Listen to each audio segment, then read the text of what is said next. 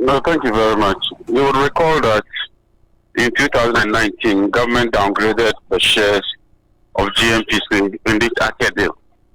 The minority even walked out, if you recall. We took a position that we must rather increase our shares and our stake in the oil field. So this year, I think on the 2nd of August, the Minister of Energy, the new minister, then comes to Parliament and says that they now want to increase the stake in the Aker and AGM field. Consistent with our position as a minority, we do not have a problem if the state is taking more shares in any oil field. Our major concern is that it ought to be done in a transparent manner. There ought to be due diligence, value for money audit, a high level of transparency, and that nobody, in the attempt to increase our shares, would shortchange the state and benefit. That has been our position. So what did we do at the committee? We said that in principle, we are not against the state increasing its shares in any oil field. However, the request by the minister that he should be granted blanket approval to go and negotiate with Aker and sign off, we would not grant that approval. So we did not grant that approval. We rather mandated the minister to go back and do proper due diligence, value for money, and also a financial audit, negotiate with Aker, and bring the agreement back to Parliament so that as MPs, we would consider that agreement and determine whether to approve the agreement or not.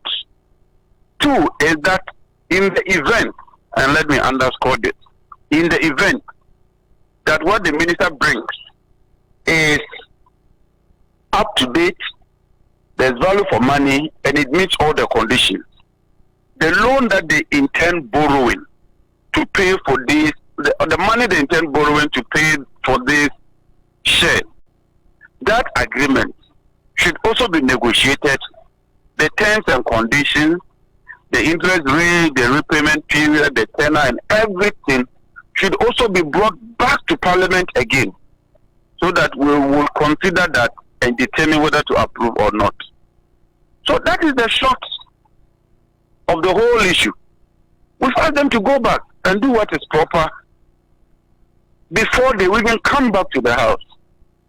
So I've been hearing all kinds of things about approval, about this, and I get very surprised. And the answer is clear, that this is the decision of Parliament. My brother, that is all, nothing else. So it's all about shares in blocks. They want to increase our shares in the oil blocks. So they came for approval, and we said we cannot give them that kind of blanket approval. They should rather go and do a detailed work and come back. I understand. I just wanted to confirm. Did they explain where this is coming from? Who is making the proposal? Is it the GMPC who has approached Aker, or Aker has approached the GMPC? No, it's the GMPC. It's the GMPC that wants to increase shares in the oil blocks. That is all. GMPC wants to increase its shares. And of course, if you want to increase shares, you must buy the shares. Those shares have to be evaluated. We have to ensure that there's value for money, there's a proper audit, there's a technical audit, there's a financial audit. We found that all that should be done. And then when they are done, they should come back. And then we'll consider whether to approve or not. Because I have been listening to the civil society organization, there's been suggestion that this is the last, maybe the last strategy in an attempt by Aker to raise money. They've tried offloading those shares on the international market, it's failed. Then they've gone to the GMPC, and they are even what they are even demanding from the GMPC is more than what they were demanding on the international market. I don't know if this has also come to your attention. That will come to my attention when the agreement is brought to Parliament. Because that Parliament works. I respect the civil society. We'll take all their concerns, all the issues they are raising, we'll take that on board when the agreement is submitted to Parliament. would even engage them. I intend that when the agreement is wrong, we should show the agreement to them. If they have issues with that, they should raise with us. We ourselves will look at it critically. If we have issues with the agreement, we will raise those issues. Civil society and all of it are not against the state and Ghana getting more shares in the oil block. What we are concerned, and what they are also concerned, is that Aker should not shortchange us. That is the most important thing.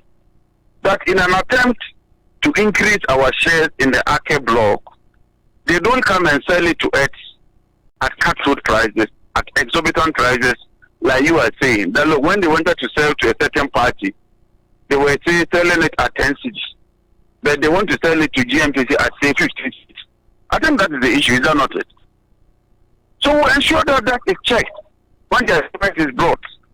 And we are waiting for that details. That's all. But I'm also guessing, because you were a minister of power, even though that was not directly under you. I'm guessing you are interested in why the sudden change in direction of the government. Because we're also wondering why all of a sudden government wants to go back and acquire shares that it had already given away just about less than 2 years ago. I'm also wondering that is also in your mind. You're wondering why. Yes, we call government out for that, and we've lambasted government for that. That is a very, very unfortunate position. This MPP government has demonstrated that they don't have what it takes to even govern. Our consistent position is that let's increase our shares. The senator said no. Now they've come back to our position. So we must call them out. I perfectly agree with you that we must call the MPP out, we must call President Akufo-Addo and Dr. Bawumia out for such a level of crass incompetence. And they must be held liable for that. That doesn't also mean that if we can increase our shares, we shouldn't do that. Because that has been our position. So once we are calling them out, once we are lambasting them and stating that they have led government Ghana into a quagmire, we are also very much particular that these shares, as we attempt to buy, we do that through proper processes, and we do that in a situation where Ghana benefits. So we are waiting for the agreement. When the agreement comes, we will scrutinize it. But we will keep on lambasting them. We will keep on attacking them for that decision they took in 2019 when they decided that they would dilute our share. Now Aker has found oil and you are going back to buy those shares, obviously at a higher price. If we had maintained those shares, of course, we would have incurred some costs, would have some money. But at least you would have had the 24% shares. So today we would have been talking of maybe 13% more shares or 20% more shares and not 37%. So I agree with you. We call them out. But we also have a consistent position as a minority that as for increasing in shares, we support it, but it ought to be done in a transparent manner. And that is what the civil society have also been talking about.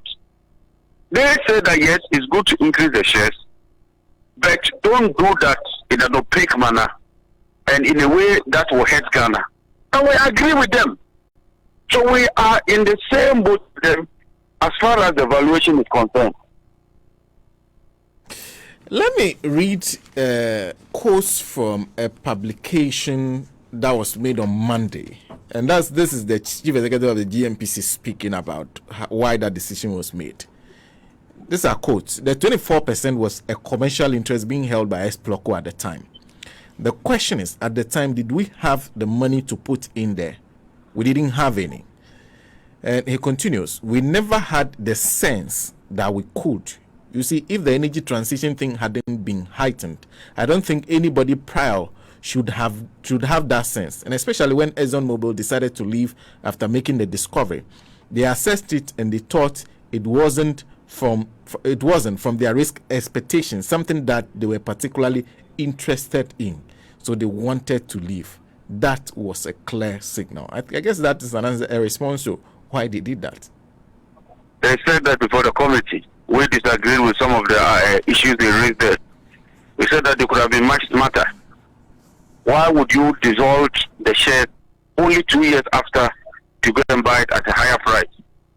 At least you could have reduced the risk by divulging only half of the shares, so that your risk is reduced. Is that not the case? So we disagreed with some of the issues they raised. And that's consistent with our position. We maintain at that time that don't sell the shares. Today we still maintain that we should have more shares. But we wouldn't have more shares at an exorbitant price. We wouldn't have more shares at cutthroat prices. That is our position. And we've been consistent. We haven't changed. Nothing has changed about our position. It's rather government's position that keeps changing. It's rather government that has not been consistent. And we must call them out for that. We must criticize them for that. And we have been doing exactly that. And that's exactly what I'm doing today. But do you have a figure in mind when you talk about value for money? Because you're hearing... No, I don't want to. I want to see what they will bring. I want to see the underlying assumption. I want to see the independent assessment. I've asked for the document by Pareto. I've asked for the document from Aker. I've asked for the document from Lambert. We're even pushing that Wood Mackenzie should also do an audit.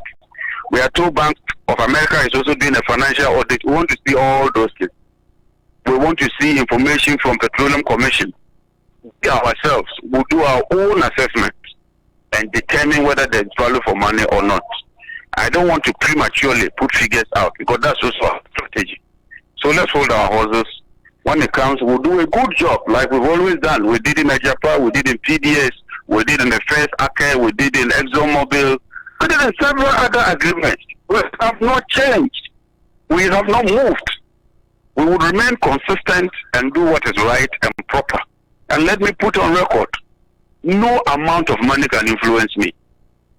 No amount of money can influence me. Money can never influence my decision. I will do what is right and proper. I will maintain the NDC's position, and I will take the best decision in the interest of NDC and Ghana. And I remain consistent. If we wanted to, we would have just granted them approval, go and do what you want. We decided that they should go and do the proper thing and come back. And I think that is the best decision we took. That is in the interest of Ghana.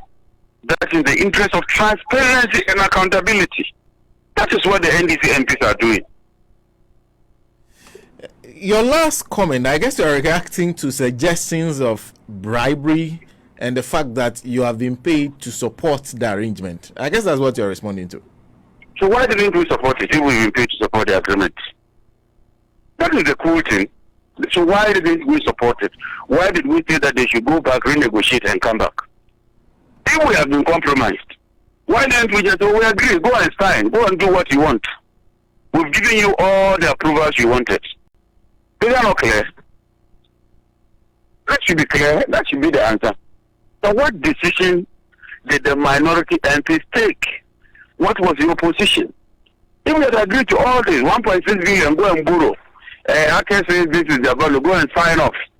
Case closed. Go home. Then you can be talking of bribery. What I've said they should go and do, if that is indeed the case, where does bribery come in?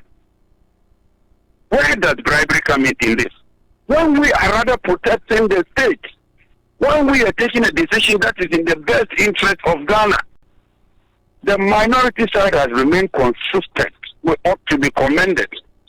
And like I said, the leadership there, no amount of money can influence it. If money could influence it, it would have just granted a blanket approval for all what they wanted, and then we'll turn our back. We have said go and do the right thing. We've even insisted that there should be a financial audit with all the risk assessment. How can such a person be compromised? I just don't get it. It's only the uninformed who can even think of a scenario where you say that they've been compromised. Compromised? Look, we're above that. Let me assure you, we're above that. No, I'm hoping so. And I like the fact that you said, I cannot be compromised. I cannot be. No amount of money will compromise you.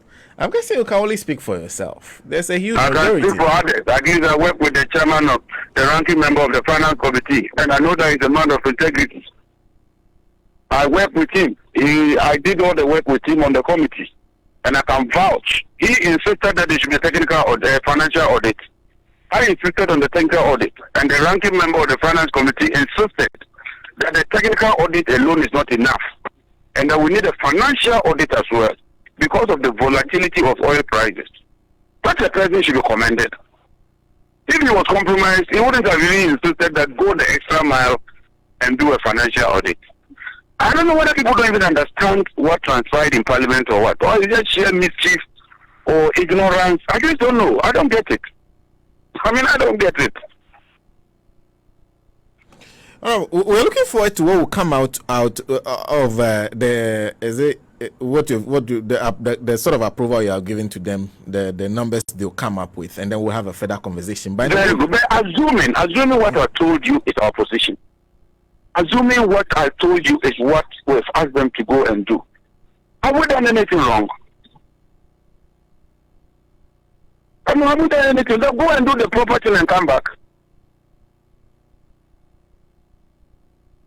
All right, thank you. No, whilst you're on the line, I just want to take your thoughts on something. Okay. I think over the last few days, there's been a couple of issues with regards to government expenditure.